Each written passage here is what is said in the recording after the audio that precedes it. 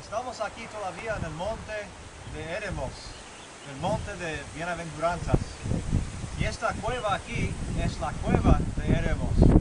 Y quiero hablarles un poco de lo que yo pienso que es posible que haya pasado con Cristo en este lugar. Ahora ustedes están sentados dentro de la cueva de Eremos. Yo creo que en este lugar Cristo habrá pasado mucho tiempo. Por lo menos es posible. ¿Por qué digo así? Pensemos en Marcos capítulo 1. Cristo estaba en Capernaum, que está más o menos a una milla en esa dirección al norte. Estaba en la casa de Simón Pedro. Y dice que él sanó a la suegra de Simón Pedro. Y después que mucha gente vino a la casa y los sanó a todos. Me imagino que después de eso estaba cansadísimo. No daba más. Entonces se acuesta y duerme en la noche. Pero Marcos dice que se levantó muy temprano y después buscó un lugar solitario donde podía orar. ¿Saben cuál es la palabra que usa ahí en el texto en griego para solitario? Es eremos. Estamos en la cueva de Eremos, en el monte arriba de Eremos, el monte de bienaventuranzas. Qué interesante. Así que Cristo quizás vino aquí muchas veces para orar cuando quería estar a solas. Pero hay otro momento cuando Cristo vino quizás a este lugar, y quizás muchos más. En Mateo capítulo 14 vemos la historia de los panes y los peces, cuando Cristo les daba de comer a los 5,000. Quizás ese fue el ambiente también para esa historia. Vengan conmigo a la boca de la cueva para ver lo que se ve desde aquí. Ahora ustedes están parados en la boca de la cueva Eremos. Detrás de mí ven el mar de Galilea, una vista hermosa. Con razón, Cristo vino aquí quizás. Detrás de mí también quizás ven y escuchan un camino. Ese fue el Via Maris, el camino al mar, que se menciona en Lucas 4. Es posible que mucha gente haya venido de Capernaum, yendo y volviendo de trabajo, quizás un puerto, quizás viajando a otros lugares. Es posible también que esto haya sido el lugar del puesto de Mateo, quien cobraba impuestos para los romanos. Y quizás Jesús lo veía aquí todos los días caminando, y un día lo llamó para ser su discípulo. Aquí también a su derecha, más allá, ven el lugar de 7 fuentes. Una de esas fuentes se llama la fuente del leproso, posiblemente el lugar donde Cristo sanó al leproso después del Sermón del Monte en Mateo capítulo 8. Y más allá, en esos árboles, hay una iglesia que se llama la iglesia de Tabga, o sea, el lugar donde se piensa que Cristo dio de comer a los 5,000 con los panes y los peces. Y ahora queremos hablar un poco de esa historia. Bueno, en Mateo 14, el contexto es que Jesús recién se ha enterado de la muerte de Juan el Bautista.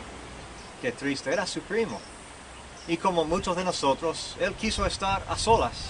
Entonces viene en el barco y llega hasta aquí, más o menos por esta zona. Y me imagino que estaba pensando quizás en esta cueva, un lugar solitario para orar, para lamentar a su primo. Pero cuando llegó hasta aquí, ¿qué pasó?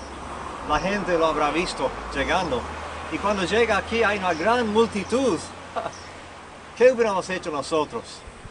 Los de ustedes que están en el ministerio saben que les puede cansar muchísimo. Y a veces después de un día largo, uno no quiere saber más de gente. Ya quiere ir a casa y estar a solas. Hubiera sido fácil para Jesús despedir a la gente desde ya. Decirles, ya estoy triste, perdí a Juan, por favor, denme un momento. Pero dice que cuando bajó del barco, que vio la gran multitud, y los veía como ovejas sin pastor, y tuvo compasión de ellos, y los sanó a los enfermos, y les dio de comer en la comida de los 5,000. Qué paciente es nuestro Señor Jesucristo. Qué bueno, qué buen ejemplo para nosotros. Entonces, durante todo ese lapso, quizás varias horas que Cristo los está sanando y dando de comer y hablando con ellos, ustedes ven en la distancia, cruzando el mar, hay una ciudad, por supuesto ahora es más grande de lo que eran esos días, pero esa ciudad es la ciudad de Tiberias. Era la ciudad más importante de Galilea en el tiempo de Cristo, construida por Antipas, Herodes Antipas, para honrar a Tiberias. Es posible que Herodes haya tenido espías entre la multitud, porque uno puede ver desde allá, como acá hasta allá, qué está pasando. Y habrán visto a 5,000 personas por varias horas. Algunos estudiosos piensan que Cristo percibió peligro para la multitud y para sus discípulos, y que por ese motivo hizo lo que ocurre al final de la historia, que despidió a la multitud y mandó de inmediato a sus discípulos para cruzar el mar. Ahora, dice que los iba a mandar a Bethsaida. Bethsaida desde aquí queda más al norte, cruzando el río Jordán, donde entra al norte del mar de Galilea. Y dice que esa noche había un viento en contra, y que los discípulos luchaban contra el viento, y no llegaban, y por varias horas estaban ahí.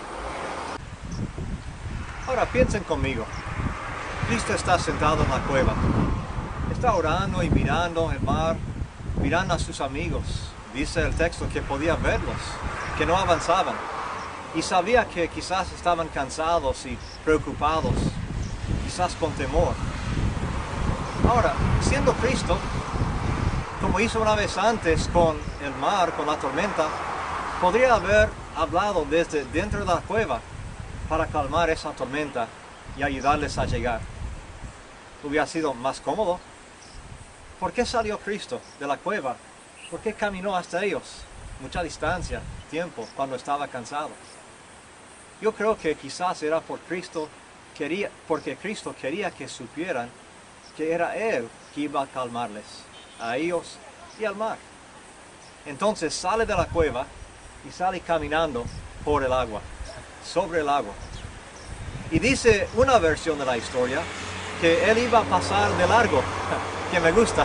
¿A dónde iba? ¿Qué iba a hacer con ellos? ¿Dejarlos ahí? Pero salió, y cuando Él vio que estaban asustados, pensando que era fantasma, les gritó: "No se preocupen, soy yo". Y Pedro hace el famoso pedido: "Bueno, si eres tú, dime que vaya a ti". Entonces Cristo: "Ok, vente". Me imagino que en ese momento Pedro dijo: ¿por qué dije eso? ¿Por qué no dije otra señal? Pero tuvo que hacerlo. Entonces sale del barco y va caminando sobre el agua. Nosotros enfatizamos el hecho de que poco después estaba hundiéndose, pero prefiero enfatizar la otra parte. Cuando llegó a casa esa noche, Pedro fue el único de los 12 que tenía una buena historia para contar ahí. Él experimentó algo nuevo por fe esa noche. Uno no puede caminar sobre el agua sin salir del barco.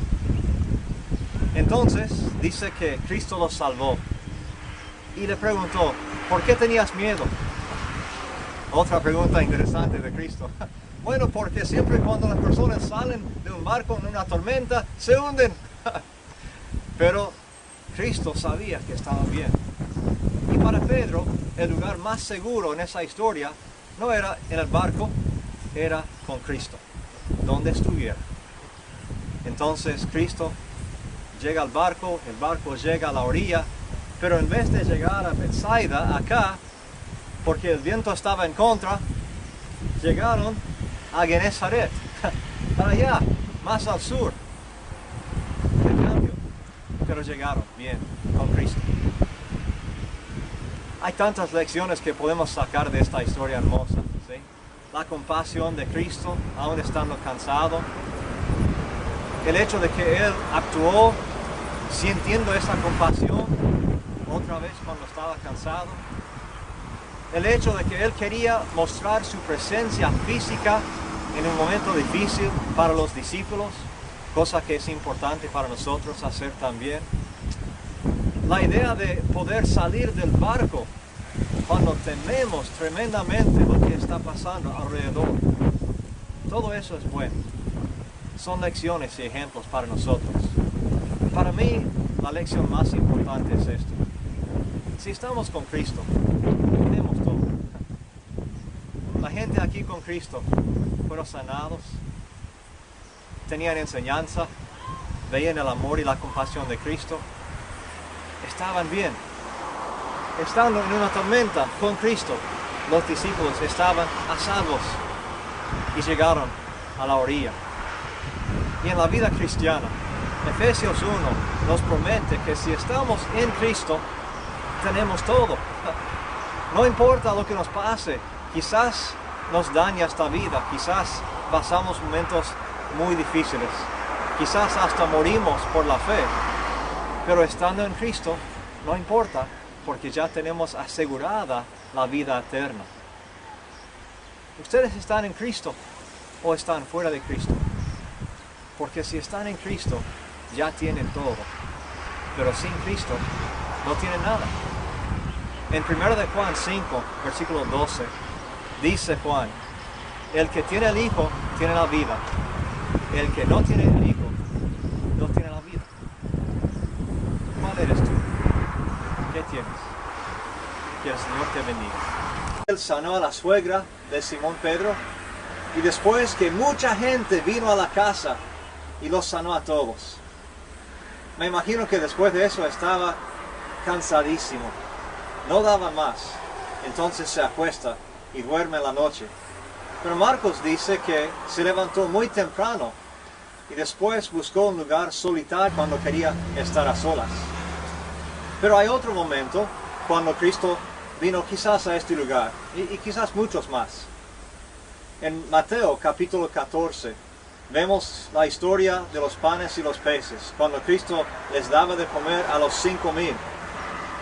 Quizás ese fue el ambiente también para esa historia. Yo creo que en este lugar Cristo habrá pasado mucho tiempo. Por lo menos es posible. ¿Por qué digo así? Pensemos en Marcos capítulo 1. Cristo estaba en Capernaum, que está más o menos a 1 milla en esa dirección al norte.